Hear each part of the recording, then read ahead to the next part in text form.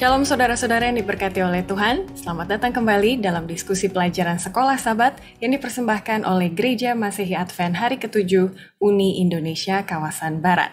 Pelajaran ke-13 yang terakhir untuk mengakhiri perjumpaan kita selama satu kuartal ke belakang berjudul Bersinar dengan Kemuliaan Allah. Kita telah mempelajari isu-isu penting yang dipertaruhkan pada akhir zaman. Siapa para pemain yang terlibat di dalamnya dan apa yang menjadi hasil dari mereka yang menyembah Dia, Sang Pencipta kita, maupun hasil dari mereka yang menyembah binatang itu dan juga patungnya. Lalu apa peran umat Tuhan di akhir zaman ini sambil menunggu semua peristiwa-peristiwa ini terungkap? Itulah yang akan kita diskusikan bersama dengan Pendeta Sony Situmorang, Direktur Uni Indonesia Kawasan Barat, dan juga Pendeta Dwi Yuniarto, Direktur Komunikasi Daerah Jawa Kawasan Tengah. Shalom Bapak Pendeta, apa kabar? Shalom, kabar baik.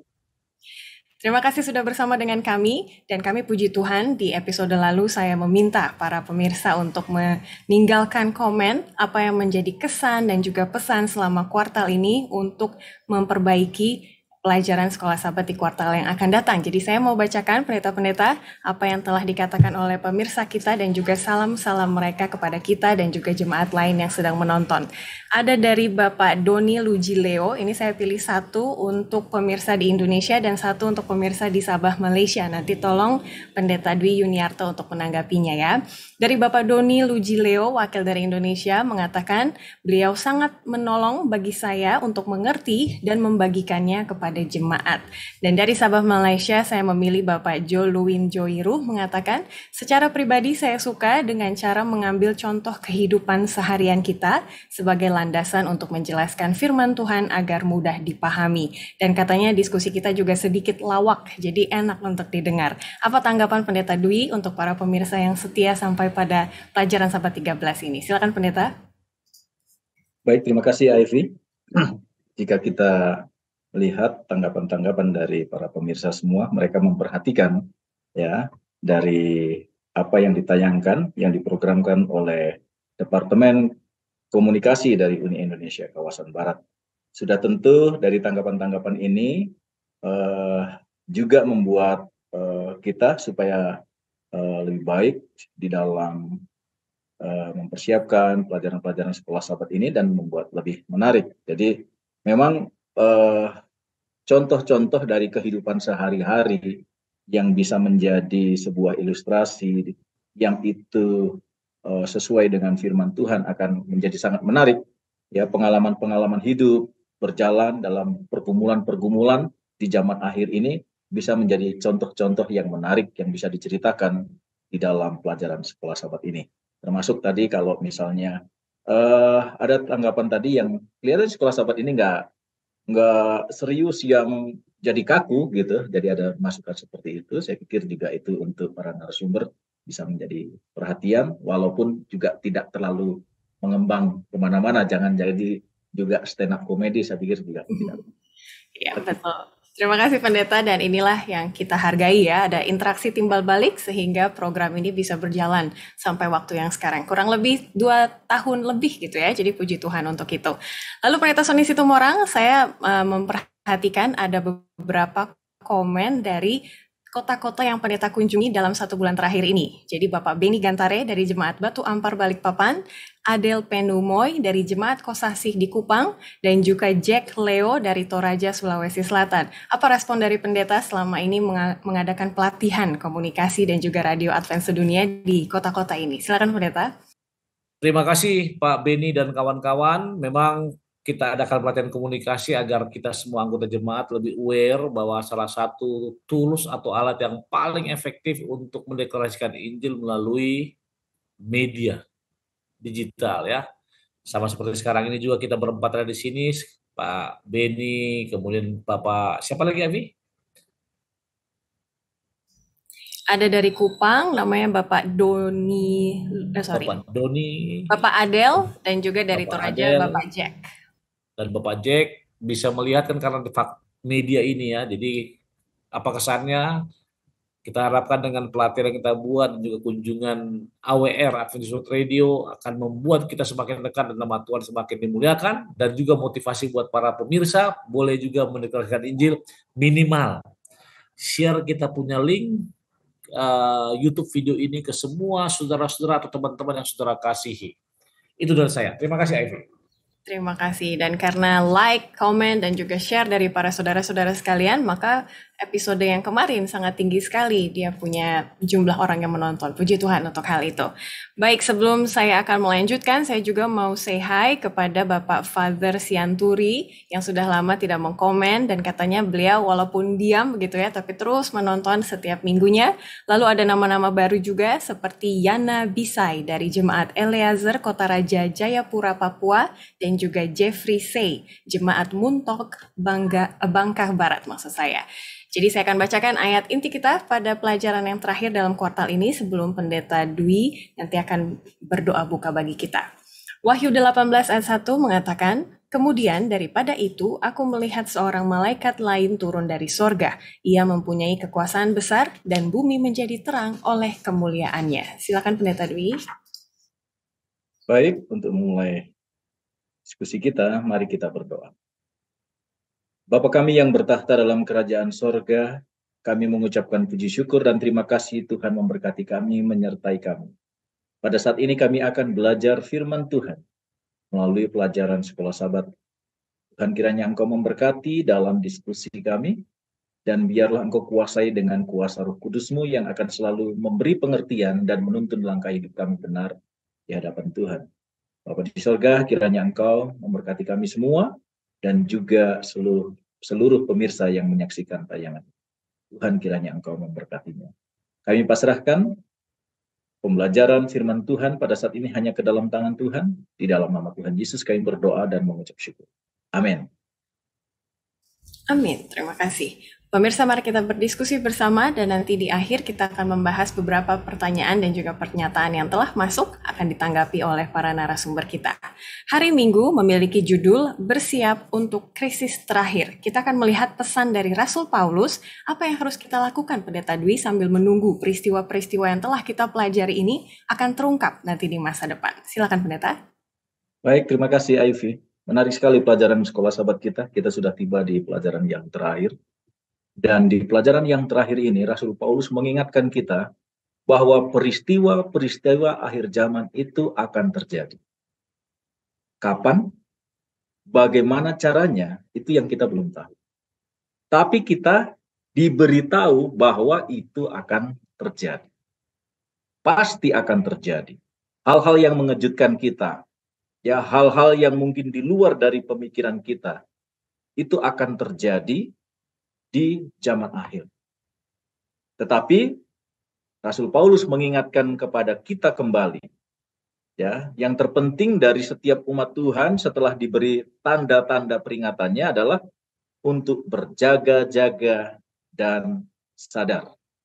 Jadi berjaga-jaga dan sadar. Jadi jangan lupa, ya, di dalam kehidupan kerohanian kita harus berjaga. Terjaga, kita mengerti, oh ini tanda-tanda ini menggenapi nubuatan-nubuatan yang ada di dalam Alkitab sebagaimana yang kita sudah pelajari di sahabat-sahabat sebelumnya. Itu akan terus tergenapi, membuat kita selalu berjaga-jaga untuk bertumbuh di dalam rohani dan juga sadar. Ya, berjaga ini dihubungkan dalam pelajaran sekolah sahabat kita hari Minggu dengan doa sungguh-sungguh dengan sepenuh hati.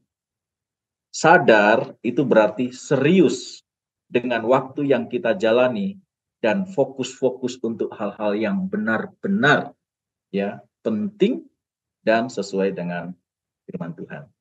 Mungkin itu yang saya bisa sampaikan. Ya, lengkap sekali Pendeta. Makanya supaya tidak terkejut begitu ya, Rasul Paulus mengatakan pelajarilah nubuatan, terutama Pendeta Sony dari Daniel 2. Ini merupakan satu bukti sejarah bagaimana umat Tuhan bisa mempersiapkan diri supaya tidak terkejut dari contoh-contoh Daniel 2. Ada lagi yang Pendeta Sony Situmorang mau tambahkan? Baik, terima kasih. Sebelum mulai, Ivy baca paragraf terakhir sih. Ya, Kristus telah memberi kita pekabaran akhir zaman ini sehingga mengetahui apa yang akan datang, kita dapat bersiap untuk itu. Nubuatan Daniel dan Wahyu dikombinasikan dengan karunia nubuat modern, memberi kita wawasan ilahi tentang apa yang akan terjadi di dunia ini. Nubuatan firman Tuhan menguraikan sejarah keselamatan lebih dulu dan Daniel 7 memberikan bukti yang kuat dan rasional bahwa kita dapat mempercayai Tuhan. Pemirsa, perhatikan kata Kristus telah memberi kita pekabaran akhir zaman ini. Oke. Kebanyakan orang berpikir bahwa itu merupakan ada di buku Wahyu atau pekabaran 3 malaikat atau seruan nyaring atau 7 meterai dan lain-lain. Tapi ketika penulis pelajaran mengatakan Kristus telah memberikan kita pekabaran akhir zaman ini, maka secara tidak langsung Yesus sudah mengamarkan sejak jauh-jauh hari, bahkan dari penciptaan, saudara ya. Rencana keselamatan sudah ada ya waktu itu. Nah, yang harus kita buat adalah tadi Pastor Dwi sudah menerangkan, ya berjaga-jaga, bersedia, bersukacita, tetap menjadi terang dan lain-lain.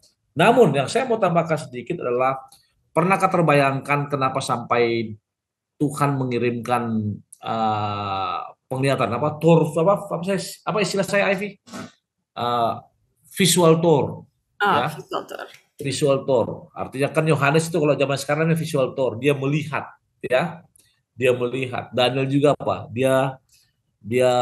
Dia menulis bahwa dia ada patung itu. Orang akan fokus pada sejarahnya, benar. Artinya nubuatan itu benar-benar dipenuhi. Namun ada pelajaran yang paling penting yang harus kita lihat. Apa itu? Ellen White mengatakan dalam paragraf ketiga. Ivy tolong baca. Ellen G. White menambahkan, kita yang mengetahui kebenaran harus bersiap untuk apa yang akan segera menimpa dunia sebagai kejutan yang luar biasa. Paragraf 4 terakhir. Dan sementara itu mungkin menjadi kejutan bagi dunia, itu seharusnya tidak menjadi kejutan bagi kita. Meskipun kita tidak tahu kapan itu akan terjadi, kita cukup melihat untuk mengetahui bahwa itu akan datang. Dan bahwa sekarang, hari ini adalah hari untuk bersiap-siap. Hari ini, mari kita bersiap-siap. Terima kasih. Terima kasih sekali. Pemirsa boleh dilanjutkan diskusinya di UKSS masing-masing untuk melihat pertanyaan paling bawah di hari Minggu, bagaimana untuk memastikan kita tidak tertidur, begitu ya, untuk tetap berjaga-jaga, dan juga boleh juga mendiskusikan pertanyaan nomor 4 di hari Jumat mengatakan hal-hal apa yang terjadi sekarang ini di dunia yang menyatakan bahwa peristiwa-peristiwa yang kita pelajari di Wahyu itu akan terjadi segera. Seperti itu. Kita akan lanjut ke hari Senin dengan judul Mengetahui Kebenaran. Salah satu kunci yang tadi sudah kita singgung juga untuk mengetahui kebenaran, balik-balik ke kitab suci. Jadi back to the Bible, Pendeta Dwi. Dan di sini kita lihat bagaimana pekabaran malaikat pertama, kedua, dan ketiga sebenarnya ujung-ujungnya mendorong kita untuk kembali ke firman Tuhan. Dalam cara apa, Pendeta Dwi? Boleh tolong dijelaskan lagi? Baik, Ivy. Jadi kita bisa melihat dalam pelajaran sekolah sahabat kita ini bahwa kalau kita mempelajari beberapa sahabat yang lalu, bagaimana metode-metode setan itu mencoba menipu manusia, karena mereka setan ini akan pertama menggunakan penipuan, nggak bisa dengan penipuan nanti dengan pemaksaan, ya nanti ujung-ujungnya akan ada aniaya.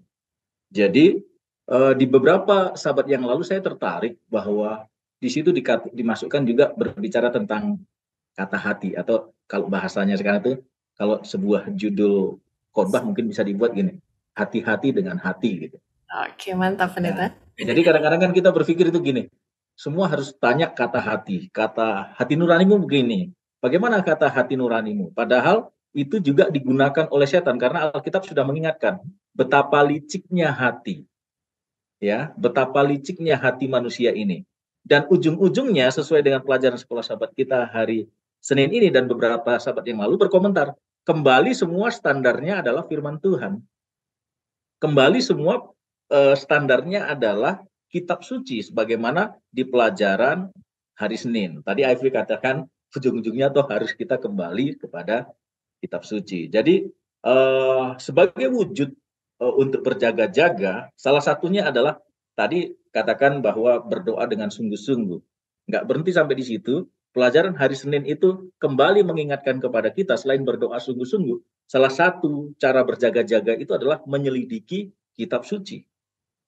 Ya, belajar kembali kepada firman Tuhan, bukan kepada tradisi. Karena tradisi kita di Indonesia ini kan banyak, ya, dari suku masing-masing tradisinya banyak. Ya, di Jawa ini saya kebetulan orang Jawa, ya, jadi tradisinya juga banyak. Sehubungan juga nanti ada berbicara misalnya, ya, kekekalan jiwa, kebakaran jiwa.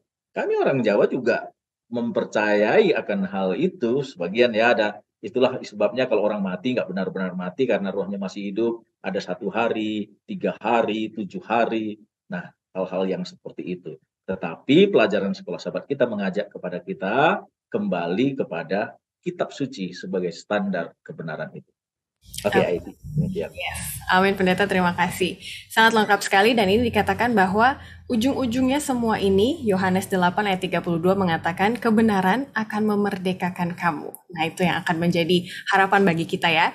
Uniknya Pendeta Sony Situmorang di paragraf bawah disebutkan satu negara yang katanya akan memainkan peran penting dalam penggenapan dari peristiwa-peristiwa akhir ini. Sebelumnya negara ini belum sempat kita singgung ya selama ini, jadi mungkin para pemirsa yang baru mempelajari Daniel dan Wahyu akan kaget gitu. Wah, ini perannya apa dan bagaimana kita bisa kuat melawan superpower gitu ya yang keras ini di akhir zaman. Silakan Pendeta Sony.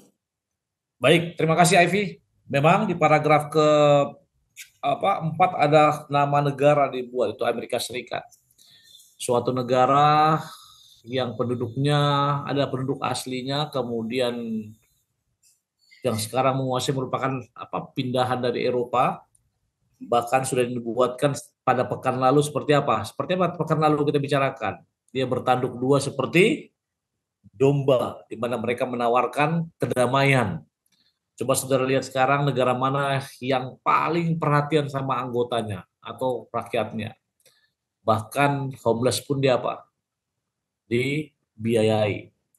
Namun yang mulutnya seperti apa katanya? Singa ya. Ada kalau saudara lihat gambaran hal tersebut. Namun ketika itu ada nama negara disebut, saya lebih cenderung kita ke arah persiapannya Ivy. Artinya sama seperti ada komentar dari salah seorang pembaca pekan lalu, itu tidak harus ke lembaga atau institusi. Benar, saya juga tekankan, kita sendiri pun bisa menjadi memiliki tanda binatang tersebut atau yang menyerupai binatang tersebut kalau karakter dan sifat kita di luar. Namun kenapa sampai itu dibuat atau disinggung di sini? Karena ini akan panjang lagi nih. Karena kalau saudara lihat nanti gabungan, kalau kita agama, kemudian dan negara kompromi. Karena sejarah pada era 1260 tahun atau kita katakan masa kegelapan pada waktu dulu. Kenapa sampai ada penganiayaan sehingga orang-orang di Waldensia juga kabur, orang Kristen dianiaya, kemudian juga banyak pembunuhan. Ini karena negara ikut campur dalam urusan agama. Dan ini terlihat di sini di paragraf keempat. Tapi kita akan baca, paragraf boleh baca, namun saya minta Ivy baca paragraf ke-5-nya. Kabaran ini diakhiri dengan seruan mendesak bagi para pengikut setia Kristus untuk menaati perintah-perintah Allah melalui iman Yesus yang hidup yang tinggal di dalam hati mereka. Kenapa saya suruh baca itu? Karena bagaimanapun nantinya situasi yang kita hadapi sangat mencekam, bagaimanapun nantinya bisa dikatakan akan ada yang berusaha merusakkan kebenaran tersebut, maka tetap intinya kembali ke kita. Kalimat pengikut setia Kristus menaati perintah Allah melalui iman yang hidup yang tinggal dalam hati mereka. Jadi para pemirsa, bersiap-siap untuk istirahat dan ketahui kebenaran dengan sepenuhnya dan hidupkan itu. Terima kasih Ivy. Terima kasih. Amin. Kita lanjut ke hari Selasa untuk menambahi apa yang sudah kita diskusikan. Judulnya Reformasi Berlanjut. Jadi minggu lalu kita melihat bagaimana kita bisa meneladani orang-orang Waldensia untuk juga kuat di akhir zaman ini. Kali ini kita didorong untuk melihat para reformator dan apa yang bisa kita pelajari. Sikap-sikap bertahan mereka melawan kuasa-kuasa yang ada saat itu. Pendeta Dwi, boleh tolong antar kita ke topik tersebut. Baik, terima kasih Ivy. Jadi saya membaca sejarah tentang orang-orang Waldensia, di mana mereka dianiaya oleh karena mereka punya Alkitab. Bukan hanya punya Alkitab, mereka menyelidiki Alkitab ya dengan tekun, lalu mereka terpinggirkan, mereka harus berpindah rumah mereka sampai di tebing-tebing pegunungan. Saya juga pernah melihat foto-foto perumahan mereka yang saya pikir kelihatannya nggak mungkin mereka bisa hidup di situ, tapi mereka bisa bertahan, bahkan mempertahankan imannya. Jadi di masa itu, orang yang punya Alkitab dibunuh dengan keji. Ada yang ditarik dengan kuda ke kanan dan ke kiri dengan arah yang berlawanan. Nah, itu pernah terjadi di masa itu.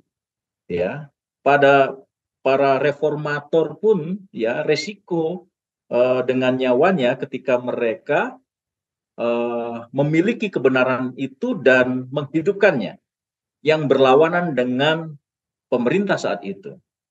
Dan kita percaya bahwa peristiwa ini akan berlanjut. Beberapa waktu yang lalu saya membaca sebuah artikel di Detik. Ini kejadiannya di Korea Utara. Saya mungkin nggak tahu apakah para pemirsa, saya pikir juga pernah membaca cerita ini. Seorang anak kecil di Korea Utara, dia baru berumur 2 tahun, dia memiliki Alkitab dan diputuskan dihukum ya seumur hidup. Artinya umurnya dia baru 2 tahun. Seorang anak baru 2 tahun dengan kedapatan dia memiliki Alkitab dan dihukum seumur hidup. Artinya 2 tahun dia akan menjalani hukuman itu karena umurnya baru 2 tahun. Artinya bahwa apa yang dinubuatkan di dalam Alkitab, nubuatan Alkitab itu berulang.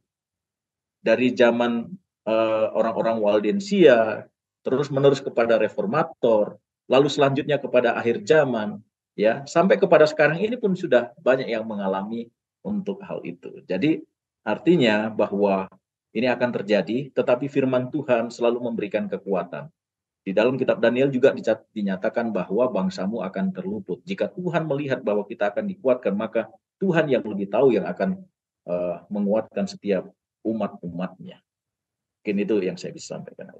Ya, benar sekali Pendeta. Makanya di Wahyu 18, ayat hafalan yang kita baca ya, bahwa orang-orang yang setia sampai pada akhir zaman ada janji khusus. Pendeta Sony, Wahyu 18 ayat 1 dimulai dengan kata, ia mempunyai kekuasaan besar. Kuasa seperti apa yang akan diberikan oleh malaikat dalam Wahyu 18 ayat 1 ini kepada umat-umatnya di akhir zaman? Silakan. Baik, bila bertanya kuasa seperti apa yang akan diberikan kepada umat-umatnya pada akhir zaman, mungkin Ivy boleh baca paragraf ketiga, Ivy. Ya. Ketiga malaikat Wahyu 14 bergabung dengan malaikat keempat dalam Wahyu 18. Malaikat ini memberikan kuasa kepada pemberitaan ketiga malaikat agar bumi disinari dengan kemuliaan Tuhan. Pasal 18 berfokus pada peristiwa-peristiwa besar yang mengarah pada klimaks sejarah manusia dan kemenangan akhir Injil. Baik, para pemirsa tolong perhatikan kata bumi disinari dengan kemuliaan Tuhan. Itu merupakan salah satu bahasa Alkitab yang memberikan makna yang sangat dalam. Apa yang makna tersebut?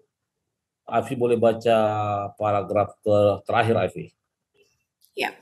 Ayat tersebut mengatakan bahwa malaikat datang dengan kekuasaan besar. Kata Yunani perjanjian baru untuk kekuasaan adalah exousia.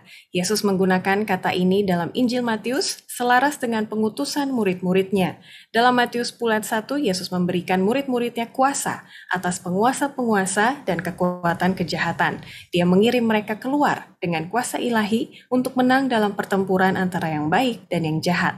Dalam Matius 28 ayat 18 dan 19, dia sekali lagi mengutus mereka, tetapi kali ini dengan segala kuasa di surga dan di bumi untuk pergi dan jadikan semua bangsa muridku. Baik, terima kasih. Pemirsa boleh lihat di situ artinya. Namun saya garis bawahi kata exousia. Exousia ini the power atau kuasa. Kata exousia ini sama dengan karena saya pernah tulis paper mengenai ini di Kisah 1 ayat ke-8. Dan kamu akan diberikan kuasa, ya. Mungkin Ivy bisa baca atau ada coba salah seorang bisa baca, Ivy boleh? Kisah 1 ayat 8. Kisah 1 ayat 8.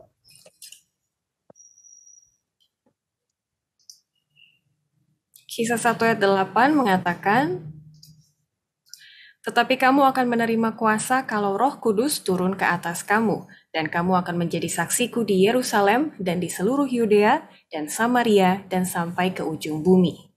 Sama seperti itu, kalimat bumi di sini dengan kemuliaan Tuhan mengarah kepada pergerakan besar.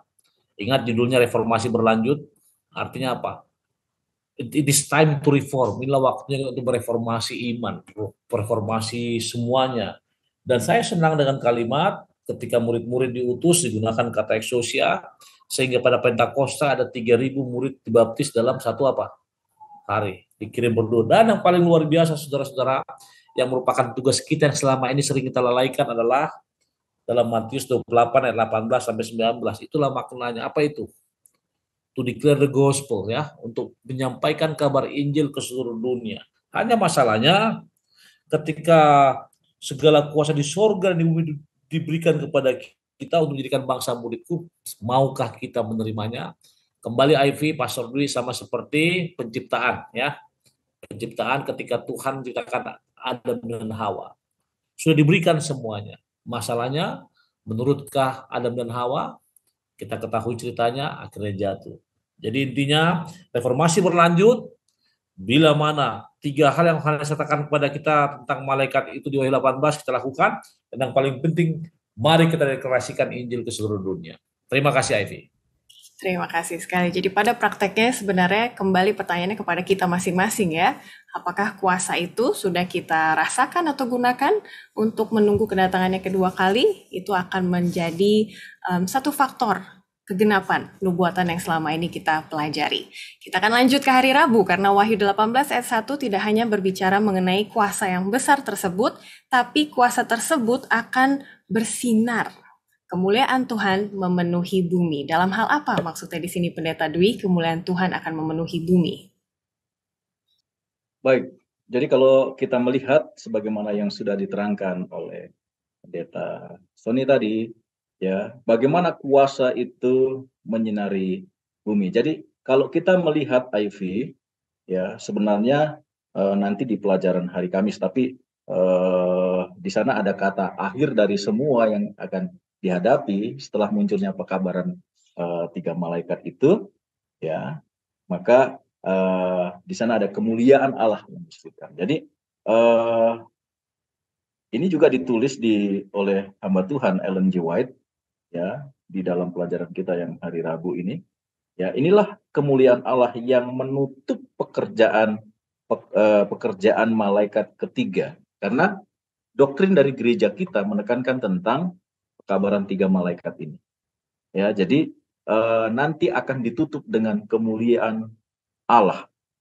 Kenapa kemuliaan Allah? Setelah sahabat kita memberikan keterangan, karena kemuliaan Allah adalah karakternya. Karena bumi akan dipenuhi dengan kemuliaan Allah. Dan ketika kita dipenuhi dengan kasih Allah dan karakter, kita diubahkan oleh kasih penebusan. Jadi di pelajaran hari Rabu ini, Ivy, di bagian pertama, di bagian awal itu dituliskan bahwa ada pertentangan besar antara kebaikan dengan kejahatan, antara kita istilahkan siang dan malam, ya, antara gelap dan terang, antara Kristus dengan setan. Dan salah satu tuduhan daripada setan, dia selalu menuduhkan, dan itu disampaikan kepada para malaikat, kepada pengikut-pengikutnya dan semua orang yang akan dipengaruhinya, bahwa Allah itu kejam, hukumnya nggak bisa diikuti. Ya, itu yang selalu disampaikan. Sementara kalau kita membaca kitab 1 Yohanes, karakter Allah itu adalah kasih. Ya, jadi Tuhan menyatakan bahwa karakternya kasih, tapi setan membuat tuduhan. karakter Allah itu kejam. Hukumnya nggak bisa dipenuhi. Ketika Allah berbicara masalah kasih, ya kasih saja. Ketika Allah berbicara keadilan, ya keadilan saja. Itu nggak akan bisa ketemu. Tapi dalam pelajaran sekolah sahabat kita, diterangkan di sini bahwa di salib antara kasih dan keadilan itu bertemu. Ya, di salib itu. Jadi kalau kita melihat antara pertentangan antara Yesus dengan setan, ya, kita melihat di sini itu semua akhirnya dimenangkan oleh Tuhan, dan di kayu salib semuanya itu terjawab sudah bahwa Allah adalah kasih, dan walaupun dia berkeadilan, di sana di kayu salib itu bertemu antara kasih dan keadilan bisa bertemu. Jadi tuduhan setan itu gagal. Jadi kemuliaan Allah adalah karakternya, dan bumi akan dipenuhi dengan kemuliaan Allah ketika kita dipenuhi dengan kasih Allah dan karakter kita diubahkan oleh kasih penebusan. Mungkin itu yang saya bisa sampaikan.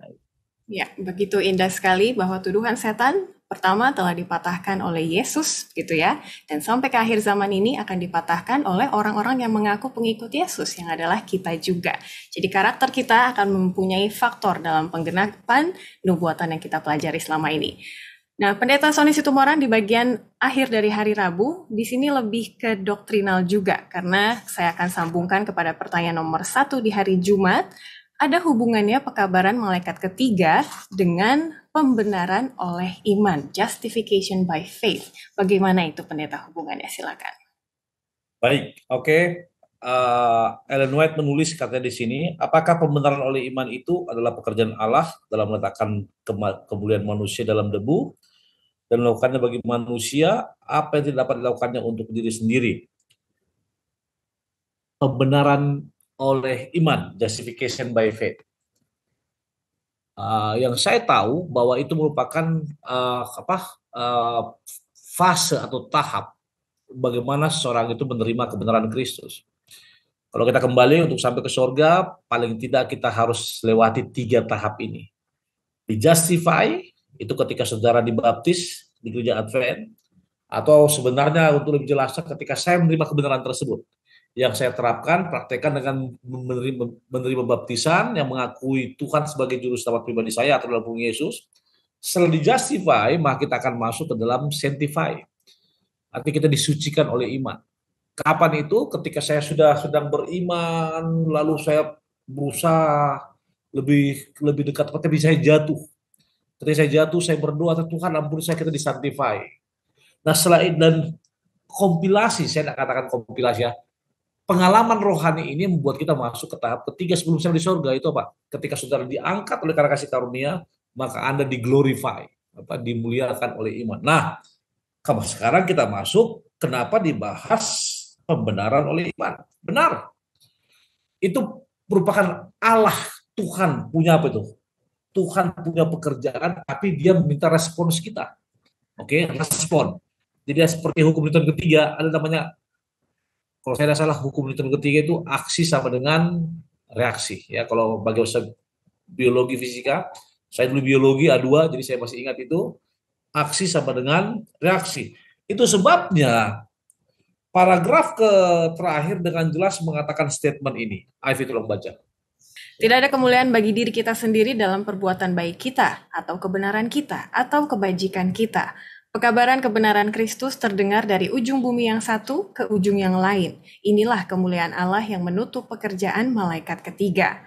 Ellen G. White juga menulis, apakah pembenaran oleh iman itu adalah pekerjaan Allah dalam meletakkan kemuliaan manusia di dalam debu dan melakukan bagi manusia apa yang tidak dapat dilakukannya untuk dirinya sendiri. Catat, melakukannya bagi manusia, karena apa? Karena manusia apa yang dilakukan untuk dirinya sendiri. Baru di bagian akhir kalimatnya dikatakan tidak ada kemuliaan bagi diri sendiri. Nah, itulah sebenarnya yang berhubungan dengan doktrin apa? Pembenaran oleh iman tersebut. Kembali seperti pelajaran pada hari Senin tadi, kembali kepada respon atau diri kita sendiri. Kalau kita menerima dia, maka semuanya akan kita bisa lewati. Bahkan saya mau katakan, nanti di 144.000 yang kemarin masih ingat, ada satu kemarin yang kita tidak singgung karena belum sampai pelajaran ke sana. salah satu ciri kelompok 144.000 apa? Orang yang melewati kepicikan Yakub. Masih ingat kepicikan Yakub? Di mana mereka adalah orang-orang yang bisa tahan uji, tahan iman ketika badai itu atau terjangan atau cobaan itu menghantam mereka, bahkan nyawa mereka. Dan itu dimulai dengan apa? Iman di tempat ini. Terima kasih, Ivy. Terima kasih sekali, kita sudah berada di pelajaran akhir. Hari Kamis kita akan lanjut dengan judul Anak Domba yang disembelih. Kita sudah belajar banyak mengenai peristiwa, tanggal, nubuatan, sejarah, dan lain-lain. Tapi ada satu hal yang tidak boleh dilupakan dari kitab Wahyu, dan itu adalah apa, Pendeta Dwi Juniarto? Sudah disebut anak domba, tapi boleh tolong dilanjutkan. Baik, sebagaimana subjudul yang ada di pelajaran hari Kamis, anak domba yang disembelih.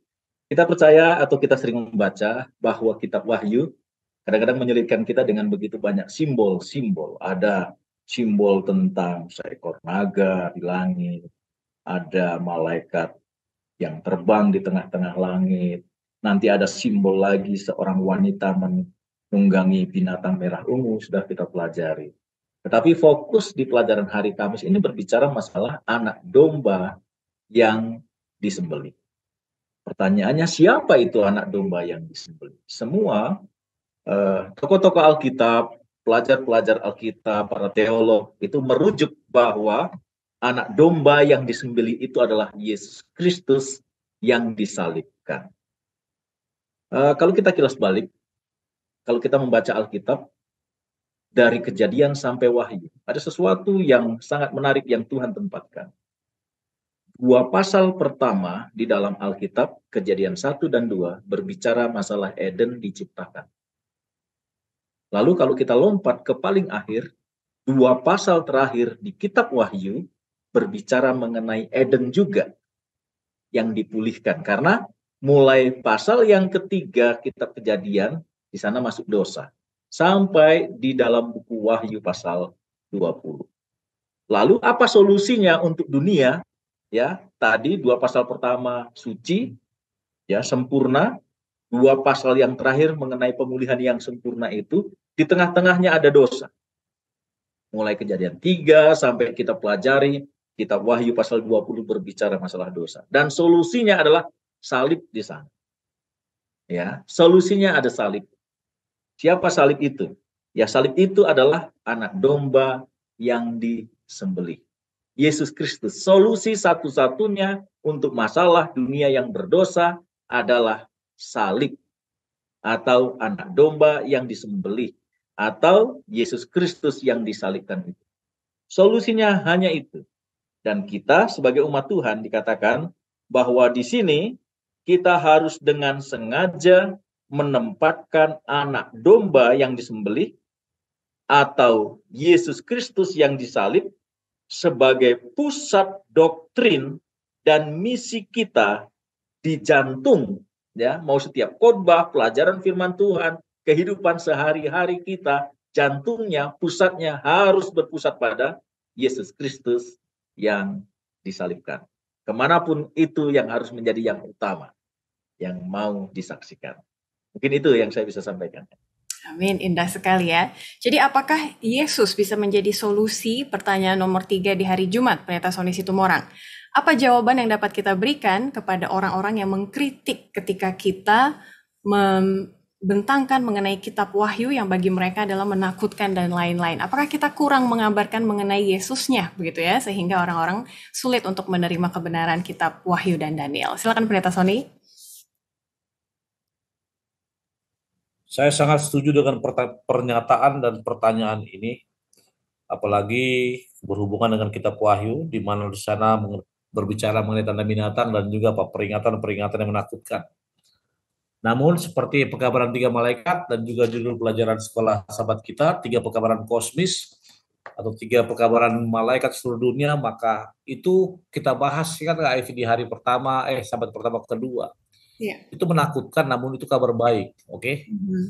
Kenapa kabar baik? Di mana pada masa itu nanti itu merupakan satu amaran bahwa hal inilah akan mengakhiri kejahatan di dunia ini. Hal ini akan to restore the images the image of God katanya, untuk mengembalikan peta Allah yang semula. Pekabaran ini akan menjadi kesukaan bagi orang-orang yang percaya. Memang menakutkan bagi orang-orang yang tidak percaya. Bahkan sekarang ini mungkin ya, Pastor Dwi sering baca ikut WA ya, banyak pengkritik-pengkritik. Bahkan saya tidak mau sebutkan, di dalam sendiri, dalam konteks gereja Advent, ada yang sudah tidak percaya Yesus, ajaran Godhead. Masih ingat ya, ada juga yang mentransliterasi tulisan Ellen G. White seenak kalau orang Jawa bilang seenak udelnya. Maksudnya apa? Atau bisa dikatakan cocok logi lah ya. Tapi saya mau katakan, fokus kita kepada siapa?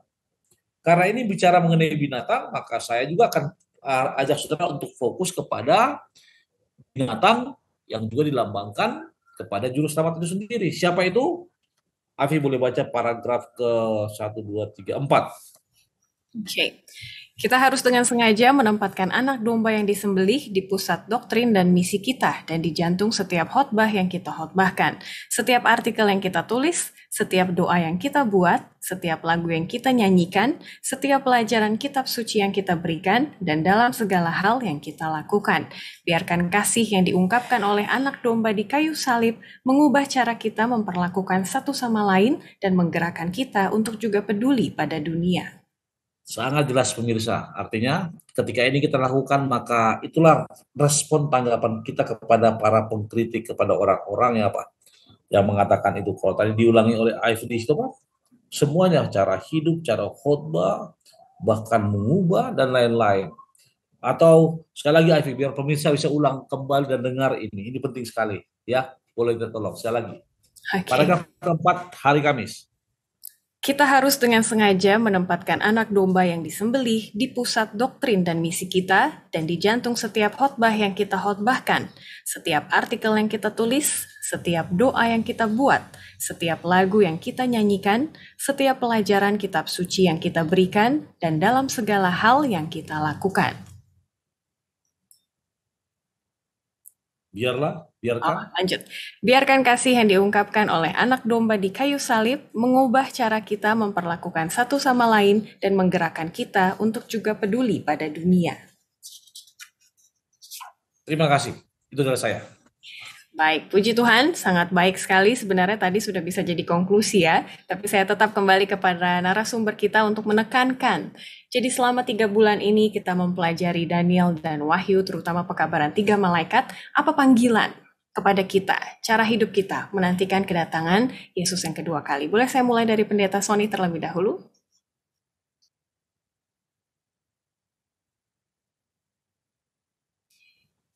Baik, terima kasih. Panggilan, maka saya hanya akan bacakan paragraf ke-2 hari Jumat. Pekabaran ini disiarkan bukan dengan banyak argumen, tetapi dengan keyakinan yang mendalam dari Roh Allah, bahwa argumen yang telah disampaikan tersebut akan menjadi benih yang telah ditaburkan, dan sekarang ia akan tumbuh dan berbuah.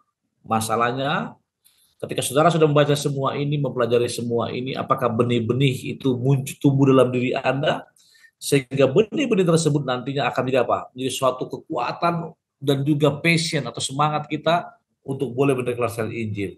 Itu sebabnya saya katakan, ketika kita akan mengakhiri pelajaran kuartal ini, satu hal yang disampaikan, mari kita juga bersinar dengan siapa? Kemuliaan Tuhan. Ingat tadi ya, sudah terangkan bersinar artinya apa? Kita menjadi apa? Menjadi media, peran media yang Tuhan gunakan, instrumen yang Tuhan gunakan untuk menjadi juru kabar bagi dunia, bagi diri sendiri, bagi keluarga, dan juga semua yang kita kasih. Itu dari saya, Ivy. Amin. Apa ajakan Pendeta Dwi bagi para pemirsa yang menonton? Berjaga, bersedia, sadar, tetap kembali kepada kebenaran kitab suci, dan pekabaran mengenai anak domba yang tersembelih, Yesus Kristus yang tersalib, menjadi pusat dari apa yang kita saksikan dan kita hidupkan. Amin.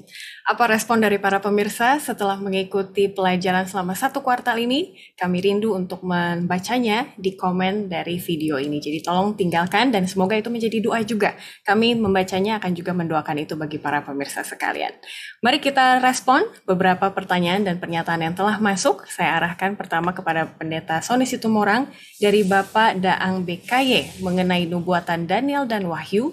Apakah itu nyata atau hanya mitos? Kalau nyata, kenapa banyak orang Kristen tidak mau atau tidak merasa penting untuk mempelajarinya? Silakan Pendeta Sony. Ketika bisa bicara nyata atau mitos, berarti ini fakta atau mitos ya. Baik, sejarah telah membuktikan bahwa nubuatan dan wahyu merupakan digenapinya dengan nyata dalam sejarah dari interpretasi atau penafsiran teologis. Dan kenapa banyak orang Kristen tidak mau mempelajarinya? Benar, karena banyak orang Kristen sekarang hanya fokus kepada pembenaran untuk dirinya sendiri yang ditutupi dengan kalimat kita diselamatkan oleh kasih karunia. Benar, itu sangat benar. Sehingga kita melupakan pekabaran inti dan wahyu yang merengsek kepada pelajaran 10 hukum. Oke? Ingat, 10 hukum, satu diabaikan itu melanggar hukum yang sisanya. Dan pelajaran dan wahyu banyak berfokus kepada meterai Allah. Tanda kepemilikan Allah. Ingat ya, meterai itu tanda kepemilikan. Kalau saya mau beli rumah, ada meterai itu tanda kepemilikan Allah. Dan itu mengarah kepada Sabat, the seal of God ya, Sabat. Ada yang mengatakan, oh bukan hanya Sabat, benar. Satu tanda bahwa engkau dimiliki perlakuanmu, cara bicara, serta semuanya. Namun ingat, iman kita, Sabat itu penting. Jadi artinya, kenapa tidak mau mempelajarinya? Karena mereka lebih fokus pada hal yang lain, yang membenarkan mereka dan cenderung apa? Mau hidup nyaman di dunia ini. Sehingga apa? Hal mengenai Sabat, kemudian mengenai binatang halal dan haram, dan yang lain-lain mereka mau abaikan. Itu dari saya, Ivy. Karena ditanya banyak orang Kristen kan, berarti itu saya katakan. Terima kasih. Terima kasih sekali Pendeta sudah mencoba meringkasnya secara ringkas begitu ya, walaupun panjang. Baik, terima kasih. Berikutnya saya ke Pendeta Dwi. Ada pertanyaan dari Alexis Sigalingging mengatakan, apakah orang Waldensia itu gereja Advent sekarang ini? Seperti itu ya. Silakan Pendeta. Baik, saya mencoba membuka kembali di pelajaran ke-12, di pelajaran Sabat malam atau Sabat petang. Di sana ditulis bahwa pada tahun 1488 Masehi, kaum Waldensia di lembah Loise dibunuh secara brutal ya oleh satu sekte agama, ya, oleh satu sistem keagamaan, ya, orang-orang Waldensia di tahun 1488. Jadi orang-orang Waldensia kita sudah pelajari bahwa dia adalah orang-orang yang dengan tekun mempertahankan dan menyelidiki firman Tuhan, mempelajari Alkitab. Nah, apa hubungannya dengan gereja Advent? Jadi orang Waldensia ini bukan orang Advent, ya, karena merek gereja Advent nanti muncul ya di dalam rapat GC kita itu, ya, artinya nama itu di sekitar 1863 kita baru muncul. Jadi ada sekian puluh tahun ya. Jadi kalau dibilang apakah orang Waldensia ini penyelidik, orang yang menuruti firman Tuhan, yang dengan tekun mempertahankan firman Tuhan, belajar Alkitab, ya. Tapi apakah dia disebut dengan orang Advent yang sebutannya adalah gereja Masih Advent hari ke-7? Belum ada merek gereja Masih Advent hari ke-7 di zaman. Terima kasih, Ayu. Ya, sudah sangat jelas sekali. Sejarah telah membuktikannya, begitu ya. Bapak Alex Sigalingging juga menanyakan mengenai dasar hari Sabat sebagai meterai Allah. Nanti saya akan minta tolong editor untuk mengikuti gitu ya, link yang ada di bawah sini untuk sekalian diikuti karena pelajaran-pelajaran sebelumnya kami sudah membahasnya. Terima kasih sekali untuk akun Alex Sigalingging. Berikutnya Pendeta, ada pertanyaan dari Ishak Ramoe menanggapi kebenaran mengenai sebelum Yesus mati, apakah dia tahu dia sudah bangkit atau tidak. Alkitab menyatakan dia akan bangkit di hari yang ketiga, itu keluar dari mulutnya sendiri seperti itu. Apa tanggapan dari Pendeta untuk hal ini? Pendeta Sony Situmorang. Baik, para pemirsa sekalian, memang kemarin Pastor Kurnaidi menyatakan hal tersebut, dan kalau para pemirsa melihat kalimat atau referensi ayat yang diambil dari penulis, itu diambil dari Lukas 24 ayat yang ke-46. Ya, 46 ya. 46. Kemudian kalau kita lihat itu dia dikatakan setelah apa? Setelah dia bangkit. Oke. Setelah dia menampakkan diri kepada orang Emmaus, kemudian dia menampakkan diri kepada murid-muridnya, dia gunakan hal tersebut. Saya hanya ingin menambahkan, Tuhan Maha Tahu. Oke. Sebagai Tuhan, dia Maha Tahu. Lalu, karena kemarin pertanyaan mirip, kan dia sebagai manusia, makanya mungkin Pastor Kurniadi menjawab demikian. Saya bisa bayangkan begini para pemirsa. Kalau semua misi tersebut dijalankan dengan mudah, dia tahu mau begini, maka dia tidak perlu menangis darah, katanya, berkeringat seperti darah. Kalau itu mudah dilakukannya, maka dia tidak akan mengatakan Eloi Eloi lama sabachthani. Jadi artinya dia melaksanakan itu sebagai manusia 100%. Oke. Nanti setelah dia bangkit, dia katakan, saya akan bacakan ayat 46 dari Lukas 24. Ketika Yesus menampakkan diri kepada semua murid di Emmaus, dia katakan begini. Katanya pada mereka, ada tertulis demikian, Mesias harus menderita dan bangkit dari antara orang mati pada hari yang ketiga. Itu benar. Jadi kita bedakan kalau bilang apakah dia tahu, Tuhan Maha Tahu. Oke. Ya, Tuhan Maha Tahu, dia Maha Hadir, omnipoten, semua dia Maha Tahu, Maha Hadir, dia semuanya Maha Kuasa. Tapi ketika berbicara mengenai satu segmen atau peristiwa pada saat itu, dia 100% sebagai manusia dan dia harus layani misi itu. Tidak ada yang salah dengan itu. Karena Alkitab sudah katakan dia tahu.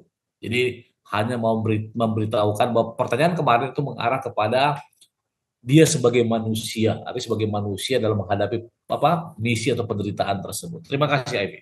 Yes, terima kasih Pendeta. Terakhir kita akan ke pernyataan dari Bapak Nyong Fanggidae. Nah, ini mohon ditanggapi oleh Pendeta Dwi. Antikristus itu bukan hanya lembaga atau institusi, tetapi bisa jadi personalitas kita sendiri sebagai umat Tuhan. Jadi hati-hati. Bagaimana Pendeta Dwi menanggapinya? Baik, terima kasih. Bahwa saya menyatakan bahwa keselamatan itu sifatnya personal. Ya, sifatnya pribadi. Bahwa kita tidak bisa nebeng di merek sebuah agama. Misalnya dikatakan bahwa agama ini agama yang benar, terus kita menyatakan bahwa saya numpang di situ, saya ada menjadi anggota itu, dan saya sudah pasti bahwa kebenaran ada di diri saya. Ya, tapi tidak demikian. Kalaupun gereja itu benar sesuai dengan firman Tuhan, maka secara personal orang itu dipanggil sesuai dengan pekabaran 3 malaikat, bahwa kita dipanggil untuk takut akan Tuhan, menyembah Tuhan. Itu sifatnya personal. Walaupun kita bergereja bersama-sama dengan jemaat yang lain, itu sifatnya saling menguatkan satu dengan yang lain. Kita tidak terpanggil untuk menyembah Tuhan. Ya, sama saja secara pribadi, kita bukan penyembah Tuhan atau antikristus. Oke, terima kasih sekali untuk jawabannya. Pemirsa, kita akan menutup kebersamaan kita kali ini. Saya undang Pendeta Sony Situmorang untuk berdoa berkat bagi para pemirsa sekalian. Kita berdoa. Bapak Semawi, terima kasih Tuhan atas kabaran 3 malaikat yang indah yang termaktub dalam pelajaran sekolah Sabat ini. Terima kasih karena Kau telah memberkati para pemirsa untuk menyaksikannya. Terima kasih karena Kau telah menuntun kami, hamba-Mu, Pastor Dwi, Ivy, dan juga Daniel Bang Layar untuk mengemasnya. Dan terima kasih Tuhan karena kami percaya Engkau berkati seluruh pemirsa yang menyaksikan acara ini. Dengarkan doa kami Tuhan, lalu kami berdoa. Amin. Amin. Puji Tuhan untuk pelayanan dari Pendeta Dwi Yuniarto dan juga Pendeta Sony Situmorang. Pendeta sehat-sehat, kita akan bertemu lagi di kesempatan mendatang. Dan pemirsa, ini bukan akhir dari segalanya, karena seperti pesan dari pelajaran ini, kita terus harus berjaga-jaga dan bersiap-siap. Jadi minggu depan kita akan kembali lagi dengan pelajaran yang baru. Kita akan membahas mengenai Efesus, di mana kita belajar bagaimana untuk hidup di dalam masa-masa sulit. Sampai kita bertemu lagi, Tuhan memberkati kita sekalian.